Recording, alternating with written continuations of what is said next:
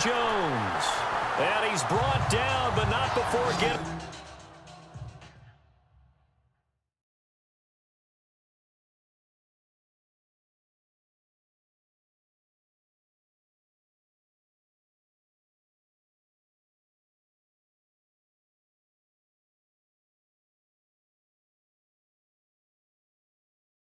Across midfield to the 45. Julio Jones is off to a monster first half, but still, can he reach what he did against the Panthers in 2016? Didn't he go for a cool 300 in that game? On the dot in week 4, 300 yards. Oh, Matt Ryan had a pretty good game, too. Threw for over 500. On first down, Ryan looking deep for Julio. And incomplete there, almost picked off. That's one you maybe expect your roaming free safety to come up with. But it's second down.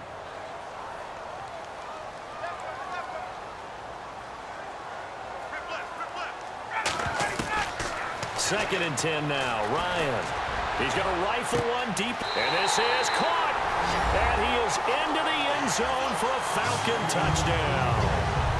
Julio Jones with his second touchdown in this opening quarter. And the Falcons will extend their lead. Still first quarter, 2 receiving touchdowns for him. How are they going to slow him down? I think they're thinking about altering their game plan. Whatever they came in with, now maybe you switch a better cover guy to him. Or you make sure you have more people in his general area wherever he lines up to at least try and discourage them from throwing the ball to him. So that drive, 4 plays. And the Falcons score to cap it off.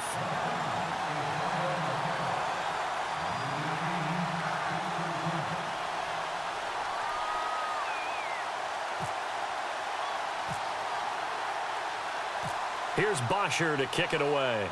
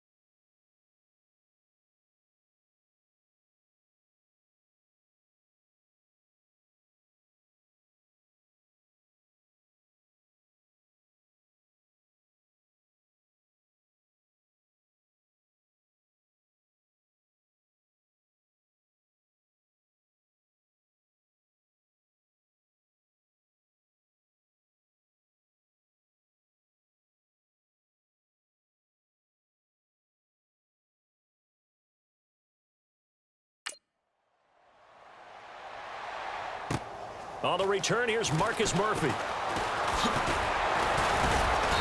And he'll take this one near the 25, call it the 26-yard line.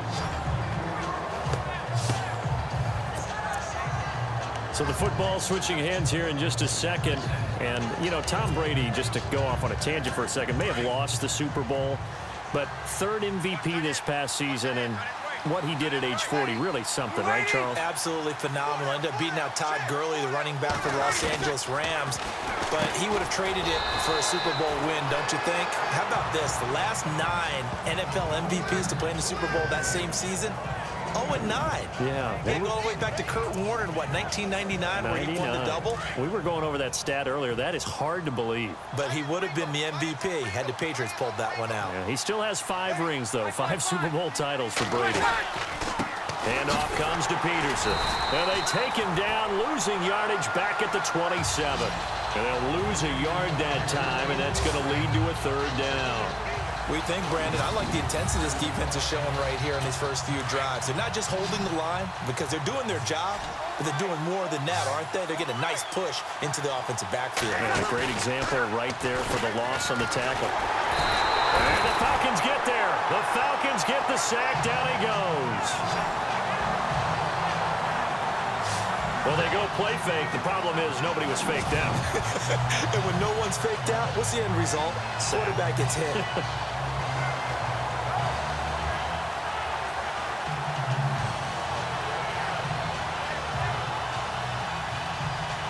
Here's Thomas Moore.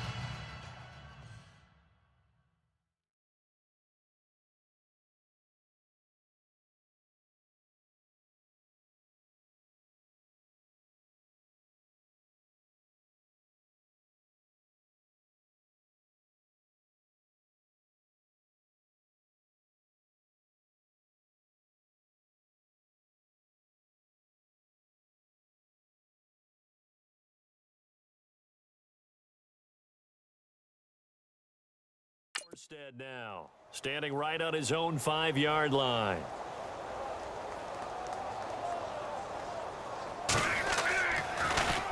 And he's getting a workout here in this first quarter as he gets it away. This is taken at the 18. Whoa, it still won't go down. A very good return there. Give him an even 20 yards. Now the Falcons offense gets ready to head back onto the field. And they're hoping to redo their efforts in the last drive when they got into the end zone. And just think of what it's like now on the sideline, because when you score a touchdown, you have to go over and look at the tablet and see what you did on the last drive. And at the 7-yard line, the catch is made. And he'll take it into the end zone. Touchdown, Atlanta.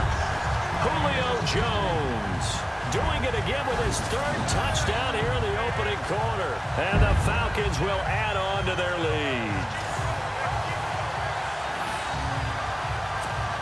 Here's Bryant for the extra point.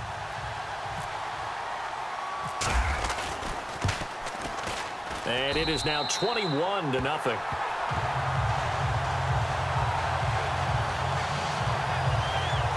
And we can break that scoring drive down pretty easily. One play, a long touchdown pass into the end zone. Here's Bosher to kick it away. This will be taken in at the 1. And he'll take it a yard or so past the 20, call it the 21-yard line. New Orleans offense working its way back out there. As we look at them ahead to 2018, as that wound at the end of 2017 continues to heal, Charles, they're going to have Kamara, Ingram, Thomas. If they have Breeze back at quarterback, this should be an excellent squad again. It certainly should, and frankly, if the offensive line comes back healthy and intact. Under a heavy rush, and down he goes. Vic Beasley coming hard on the blitz. He dumps him for a loss of 8. I'm starting to feel for that quarterback back there. I mean, you know me. Normally, don't have a lot of empathy for the QB, right? In this case, definitely. He's been on constant duress this entire game. I don't know how he's surviving back there. And to think, there's still a long way to go in this football game. And that one got tipped, kind of threw everything off. It brings up 3rd. Even the greats in this game, and he certainly qualifies as one of them, They're going to have trouble if they continue to throw into double coverage. He better be careful. Throwing in too much double coverage might have a couple of them picked off. It's brought in right side by Ginn. He's at the 50, the 40, and he gets all the way down to the 30-yard line. A big play there on the catch and run. 57 yards. There will always be a place for methodically marching the ball downfield. But when you can pick it up in big chunks and strike like that, have explosive plays, that's a... With Charles Davis, I'm Brandon Gaudin. It's Saints football to begin quarter number 2. And they're on the move here. They've got it first.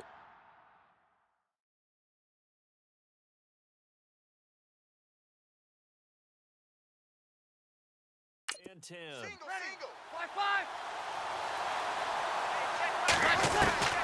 Shotgun now for Breeze. Caught by Snead over the middle. And he's able to get it down to the 25-yard line. A gain of 6 there on first.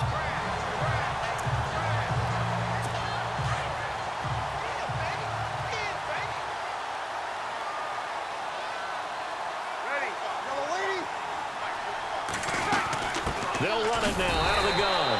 And he's going to lose yards. They take him down at the 26. It'll be a loss of a yard, and that's going to lead to a third down. We just saw another example of how the defense is winning this game. Really at the point of attack, the offensive line's just getting pushed around. I think now as a play caller, you've got to give them a little bit of help. Maybe you keep your tight ends a little bit more. Maybe the running backs help you a little bit with the pass blocking. But you've got to help them get some confidence because you can't abandon the play calling right now. I tell you, Brandon, this defense is playing with some confidence. Haven't allowed a point yet. Flying to the football. I'm telling you, it's almost 11 to the ball on every snap. Another nice job there to force an incompletion. And Lutz puts this one through. And high fives for that one as that drive ends in 3.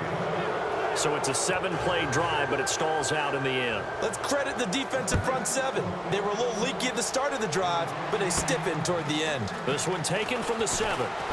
They juked him. And some space here.